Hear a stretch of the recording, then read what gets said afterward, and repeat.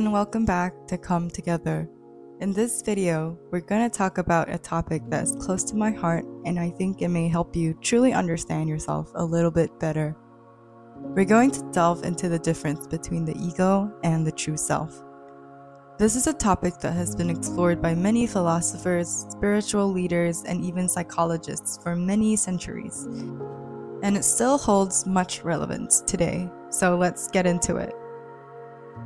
Have you ever heard someone say, "That's not who I really am"? Or have you ever caught yourself saying something similar?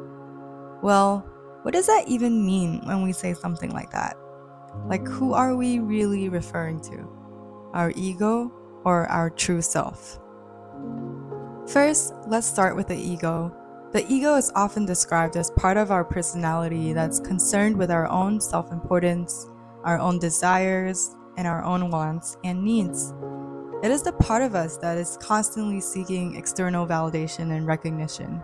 It's like the voice in our head that's always saying, "I want more, I need more, or I deserve more." The ego is often seen as the driving force behind our actions. It's what makes us want to be better than others, to strive for more, and to achieve more. But the problem with the ego is that it's often driven by fear and insecurity.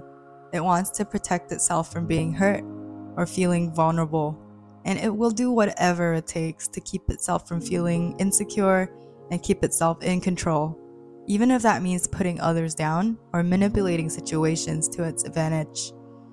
Now let's move on to the true self. The true self is often described as the part of us that is pure, authentic, and unchanging. It's the part of us that is beyond our ego, beyond our thoughts, our emotions, and our desires. It is the part of us that is connected to a higher power, to something greater than ourselves. It's the part of us that is at peace, that is content, and that is free from the constant need for external validation. The true self is the part of us that is in touch with our inner wisdom and our own truth. It is the part of us that knows what is right and wrong, even when our ego is telling us otherwise. So, what's the difference between the two? Well, the ego is constantly changing and adapting to the external world, whereas the true self is unchanging and unshakable. The ego is driven by fear, whereas the true self is driven by love. The ego is concerned with self-importance, whereas the true self is concerned with the greater good.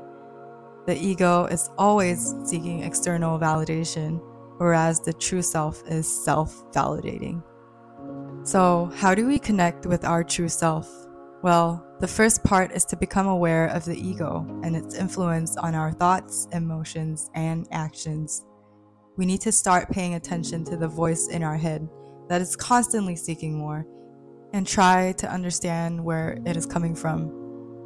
We can do this by taking time for introspection and reflection, practicing mindfulness and meditation, and by engaging in activities that actually bring us peace and joy. It's also important to recognize that the ego is not all that bad. In fact, it serves a purpose and can be a useful tool in certain situations. The problem only arises when the ego becomes dominant and starts to control our thoughts, emotions, and actions. The key is to find a balance between the two and to allow the true self to be the guiding force in our lives. One of the biggest benefits of connecting with our true self is a sense of peace and contentment. When we let go of the constant need for external validation and allow our true self to shine through, we become more authentic and more true to ourselves. We become less concerned with pleasing others and more concerned with living a life that is true to our own values and beliefs. Another benefit is that our relationships improve. When we are true to ourselves, we attract people into our lives who are also true to themselves. This creates a sense of harmony and understanding, as we are all on the same wavelength and speaking the same truth. Finally, connecting with our true self can also bring a sense of purpose and meaning to our lives. When we allow our true self to guide us, we become more aligned with our lives' mission and passions. This creates a sense of fulfillment and satisfaction as we are living a life that is true to our own values and beliefs. Understanding the difference between the ego and the true self is an important step in our personal growth and development.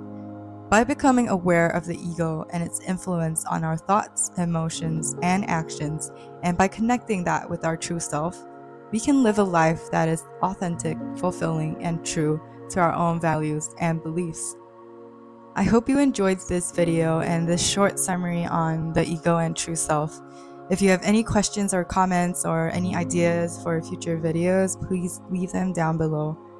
Don't forget to hit the like button and subscribe to the channel for more content coming up, and have a good day. See you!